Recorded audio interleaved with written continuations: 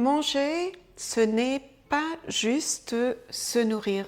C'est aussi apprendre une culture, rencontrer des gens, découvrir un lieu. Et la cuisine française à Marseille, où j'étais il y a quelques semaines, c'est tout ça en même temps. Pendant mon séjour à Marseille, j'ai eu l'occasion de manger au restaurant un peu plus que je ne le fais d'habitude. Et j'ai eu la chance de goûter à des plats incroyables. Donc, je me suis dit que ce serait une bonne occasion d'apprendre un peu de français ensemble autour du thème de la nourriture, de la gastronomie française, tout en vous faisant participer à mon expérience. On va parler des plats, des ambiances et aussi de ce qui fait le charme de la cuisine marseillaise. Et on va aussi parler un petit peu des prix, de combien ça coûte d'aller manger au restaurant à Marseille. Donc, il y a quelques semaines, j'étais à Marseille.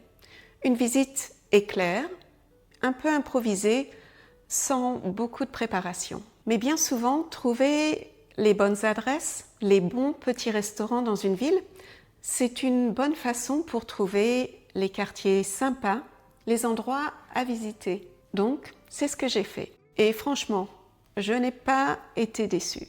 J'ai été impressionnée par la gastronomie marseillaise, moderne, créative, avec des produits très frais et de très très bonne qualité.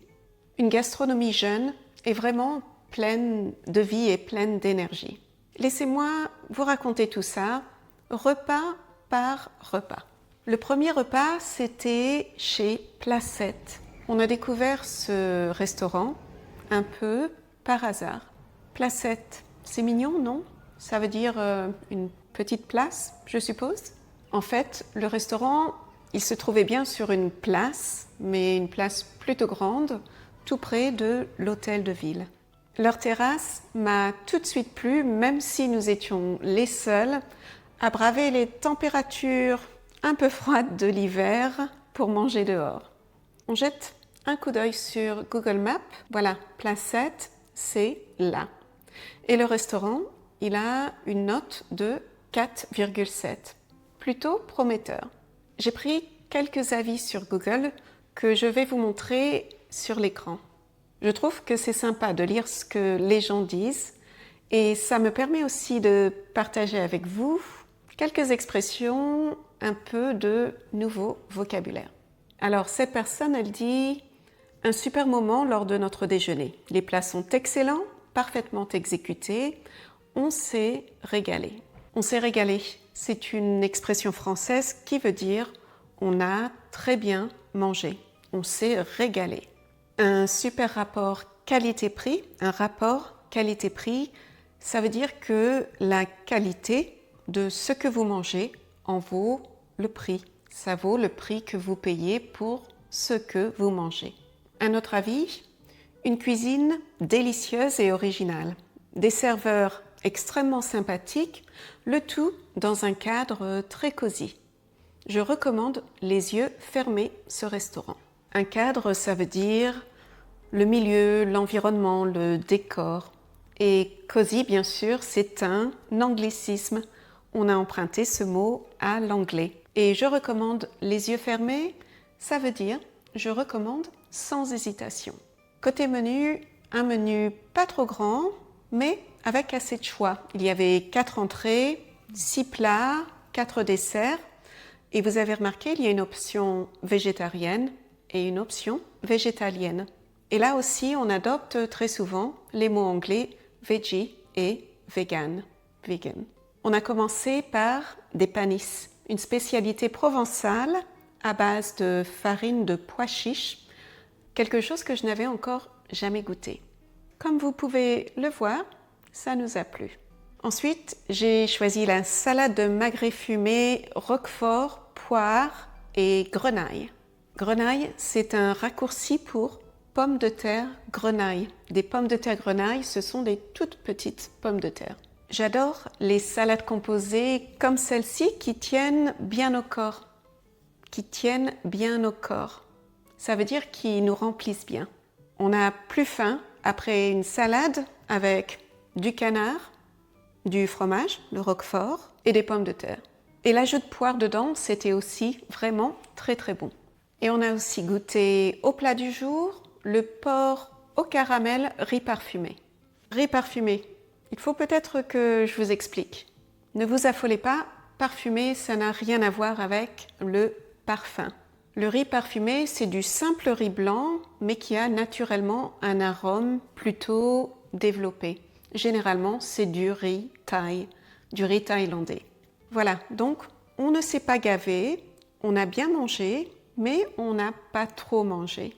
Se gaver, ça veut dire manger excessivement. Et ça nous a coûté 38,40 €, donc plutôt raisonnable. Bien sûr, vous pourrez toujours manger moins cher en France, surtout avec les formules que l'on propose beaucoup pour les repas du midi, pour le déjeuner. Mais 38,40 €, ça allait. Et la qualité, on a vraiment valu le coup. Le soir, on était un peu fatigué, donc on a opté pour quelque chose de rapide, un peu sur le pouce. On avait repéré cette pizzeria et il s'est avéré que c'était vraiment un très bon choix. C'est une pizzeria napolitaine. Les pizzas napolitaines, ce sont mes pizzas préférées, appelée 500 degrés pizza. 500 degrés, c'est la référence à la température du four à pizza. 500 degrés pizza, ça se trouve aux Grandes Halles. Ça se trouve ici, donc de l'autre côté du Vieux-Port. Et je ne peux que vous recommander d'aller leur passer commande si vous avez envie d'une pizza. Non seulement c'était très bon, très très bon, mais c'est aussi dans un endroit super sympa, un endroit style food hall, comme son nom l'indique, les Grandes Halles. Donc c'est très vivant et convivial, et j'ai l'impression que c'est un peu un endroit où on se retrouve entre copains pour prendre un verre et peut-être manger un morceau. Et surtout, pour passer une très bonne soirée. On a testé la pizza mortadelle avec crème de ricotta, mozzarella fleur de lait et bien sûr de la mortadelle. C'était riche, crémeux et vraiment délicieux. Tout ça pour 17 €. Donc si vous aimez les ambiances conviviales et l'atmosphère food hall où chacun peut choisir quoi manger, cet endroit, il est parfait. Et petit bonus, j'ai vu que le chef, Olivier Poisa, propose des cours de pizza. C'est sympa, non? Vous pouvez aller voir sur leur site, il y a même un PDF gratuit que vous pouvez télécharger. Le lendemain, on a un petit peu organisé notre journée pour pouvoir aller déjeuner dans un restaurant qui s'appelle Golda. Une autre recommandation que l'on a trouvée tout simplement en ligne. Avec une note de 4,9 sur Google, c'est difficile à résister, ça a vraiment piqué notre intérêt. Avec 4,9, ce sont les genres d'avis que l'on peut lire. Belle découverte et un coup de cœur. Le plat végétarien était exceptionnel. Quand quelque chose est un coup de cœur, ça veut dire que c'est une chose que l'on a beaucoup aimée. Un coup de cœur, c'est un emballement assez brusque pour une chose. Et dans le cas d'un restaurant, ça veut dire que c'est un endroit qui va vite devenir notre endroit préféré ou un endroit où on aura envie de revenir. Et je vais vous lire un autre avis. On s'est rarement autant régalé à Marseille de façon aussi raisonnable. Et il y en a autant pour les papilles que pour les pupilles. Un bonheur. La présentation des assiettes est raffinée, sans chichi, et la déco du resto est aussi lumineuse que personnelle. Un très bon avis. Il y en a autant pour les papilles que pour les pupilles. Les papilles, c'est ce qui nous sert à goûter, et les pupilles, c'est bien sûr ce qui nous sert à regarder. Et la personne utilise aussi l'expression « sans chichi », un terme très français qui veut dire très simplement. Chichi, ça pourrait se traduire par fuss. Sans chichi, without fuss. J'ai beaucoup aimé le menu sur le tableau noir à l'extérieur qui commence par un « à manger ce midi chez Golda ». Et le menu est tout petit. Il y a 2 entrées, 3 plats, dont un végétarien et 2 desserts. En entrée, on n'a pas pu s'empêcher de choisir le sashimi de thon avec pak choi et poire. Et c'était vraiment un plat délicieux, très léger et un vrai régal. Vous vous souvenez, on a parlé de se régaler au tout début. Je me suis régalée, ou c'est un vrai régal. Et en plat, j'ai choisi la truite. Donc c'est une truite entière avec crème de courge, fenouil rôti à l'orange et sèche. Du coup, je ne sais pas trop quoi vous dire, mis à part que ma photo ne fait vraiment pas honneur à ce très bon plat. Les saveurs des légumes qui étaient agrémentés avec de la sèche en condiment. De la sèche, c'est une sorte de poulpe. C'était vraiment une idée géniale. C'est une des meilleures choses que j'ai jamais mangées, donc un 10 sur 10 pour moi. Tout cela, ça nous a coûté 50 €. Donc, un peu plus cher, mais chaque bouchée en valait le coup. Alors, on a vraiment été très contents de pouvoir caser un déjeuner chez Golda. Allez voir leur compte Insta si vous voulez vous donner l'eau à la bouche. Le seul bémol pour moi, c'était la route, pas très loin de la terrasse, qui était un petit peu bruyante, mais on aurait pu aussi choisir d'aller manger en salle à l'intérieur. Mais la terrasse avec ses belles couleurs jaune soleil, c'était très bien. Voilà, Golda, bistrot méditerranéen, allée Léon Gambetta, ça nous a vraiment plu. Pour notre dernier repas, on a choisi Ripaille, un restaurant dans le quartier du Panier. Le style de l'endroit nous a plutôt plu. C'est assez épuré, c'est un vieux garage réaménagé. Il y a des vieilles tables en formica, donc du style vintage, et tout simplement quelques bougies sur les tables. On a trouvé ça sympa. L'accueil était super, on a bien parlé avec notre serveur. Et la déco, simple et originale, mais une simplicité qui s'assume. Et il y avait beaucoup d'espace et ça m'a vraiment plu. Ne pas manger collé à la table d'à côté. Ripaille, c'est du vieux français. C'est un mot qui signifie un festin, une très bonne bouffe.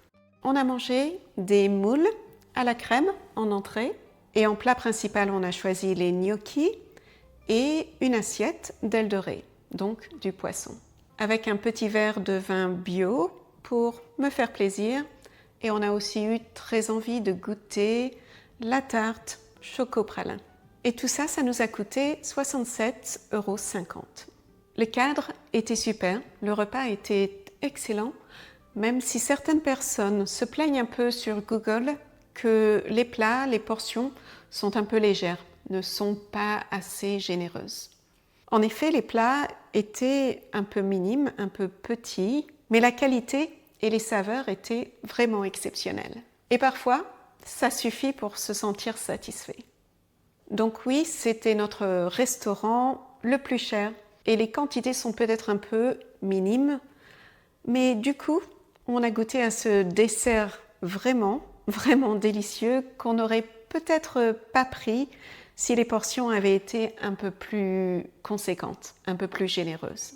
Bon, je ne peux pas m'empêcher de vous donner deux dernières adresses complètement différentes l'une de l'autre. La première, c'est celle où on a été prendre notre café le matin et notre petit déjeuner. Bon, c'était des viennoiseries. Ce n'est pas ce que je mange d'habitude le matin au petit-déj, mais c'était les vacances. Leur chausson aux pommes était sans doute le meilleur que j'ai jamais mangé. Et j'aime beaucoup les chaussons aux pommes. Et le café était lui aussi vraiment excellent. Pour ceux d'entre vous qui prennent leur café sérieusement, cet endroit est fait pour vous. Et j'ai appris que les viennoiseries venaient d'une pâtisserie renommée à Marseille, la pâtisserie Sylvain Dupuis-Chaffré. Donc, une autre adresse à découvrir. Ce petit-déj à Deep Coffee Roaster, c'est vraiment un très bon début de journée. Et dans un style tout à fait différent, je voulais vous parler du bar à vin, le vin sur la main. Encore un décor tout simple, une ambiance super décontractée. C'est un endroit intime, une super découverte. On y propose des vins naturels d'artisans. Et plutôt que de vous présenter une carte, un menu, le serveur ou la serveuse vont vous demander quel genre de vin vous avez envie de boire et ils vous amènent à votre table les vins qu'ils vous proposent pour que vous puissiez les goûter avant de faire votre choix. Donc vous pouvez goûter le vin avant de prendre une décision, ce qui pour une personne comme moi qui ne s'y connaît pas plus que ça est vraiment super. Et le vin était très bon. À ma prochaine visite, c'est certain, on retournera au vin sur la main. Et d'ailleurs, est-ce que vous avez compris l'allusion avec le nom de ce bar, le vin sur la main? C'est très probablement une référence, une allusion à l'expression avoir le cœur sur la main, ce qui veut dire être très généreux. Et je suis d'accord, c'est vraiment un endroit généreux. Voilà, je parle trop, on va s'arrêter là. J'ai trouvé que Marseille, c'était une ville qui bouge vraiment côté gastronomie. Une ville française qui assume complètement de faire de la gastronomie française un peu différente. Tout ce qu'on a goûté était vraiment différent et délicieux. Voilà, j'espère que je vous ai mis l'eau à la bouche. Je vous dis au revoir et à bientôt dans une autre vidéo.